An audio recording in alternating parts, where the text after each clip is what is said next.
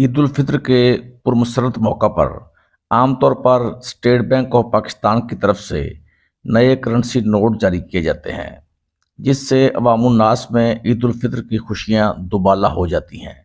बच्चे हमेशा नए नोटों के साथ ही ईद उल फित्र की खुशियां मनाते हैं, और ये भी एक हकीकत है कि नए नोटों के बगैर ईद उल फित्र की खुशियां अधूरी रह जाती हैं।